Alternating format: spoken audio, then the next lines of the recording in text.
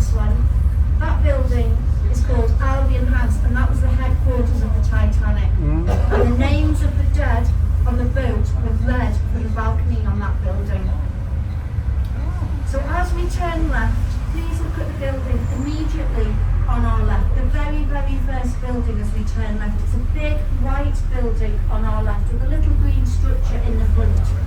The little green structure is where you would have paid your toll to go under the river, and the big white building is one of the ventilation shafts for what was the longest tunnel in the world when it was built, and I'll be showing you that tunnel later. But right now, the big building on our right, the massive white building that we've just come down the side on, that is the Cunard building. So if you heard of ships like the QE2, the Queen Elizabeth, the Queen Mary, they were designed in that building because that was Cunard's headquarters. They were in Water Street and they moved down here.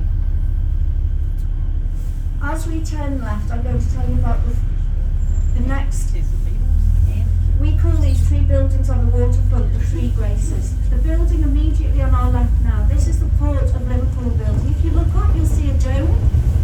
The chairman used to sit in that dome because this is where the Merseyside Docks and Harbour Board had their operations. So where we're travelling now was once water. The bus is travelling where was once water. So keep looking to your left. You have another view of Albion House where the Titanic was.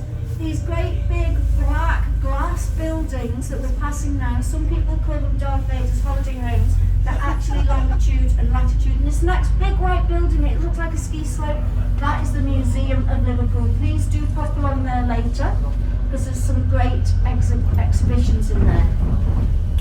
So we're on Canada Boulevard and we are likely to be making a brief stop here.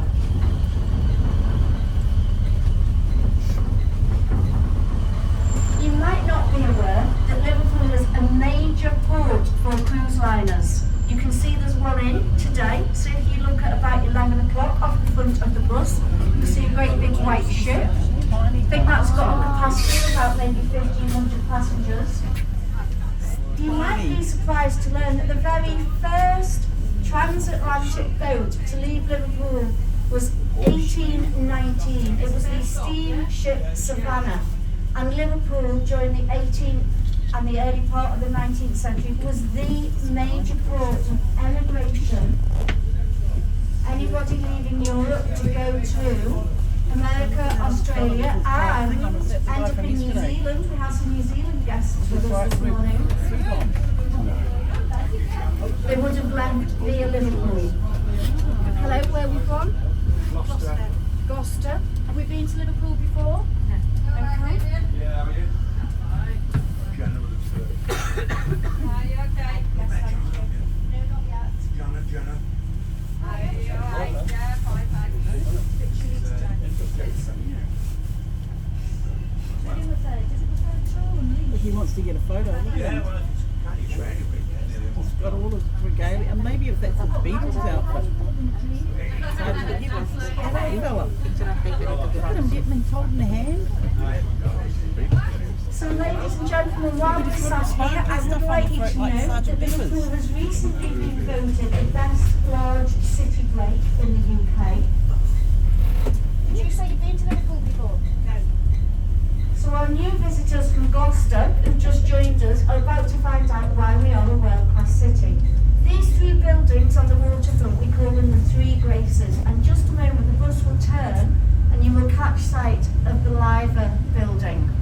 The Royal Liver building. And I'll pre-guide it a little bit for you so you know what you're looking at when we turn the corner. So when we turn the corner you'll have sight of the Liver building. It's the first building of its kind, which was steel reinforced with clad in stone to be built in a multi-storey manner in the country.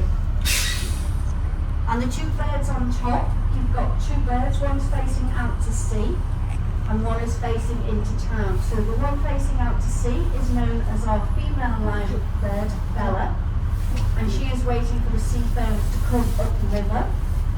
And Bertie, the bird on this side, he's looking into town because Bertie is waiting for the pubs to open. Legend has it, if they ever flew off, that Liverpool would disappear into the sea or the river.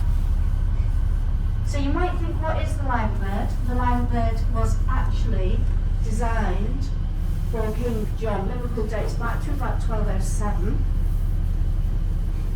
And he wanted a crest for the city. But of course there was no social media, no photographs. So it was a description that the artist was working with. And what King John actually was an eagle. But lost in translation a little bit by Chinese whispers, this is what we ended up with, which is a combination of part a seabird. Some people say it's like a cormorant, if I said that correctly? Yeah. So they're all two liver birds. Now those clock faces, I've been telling people this for years, but before the building was handed over,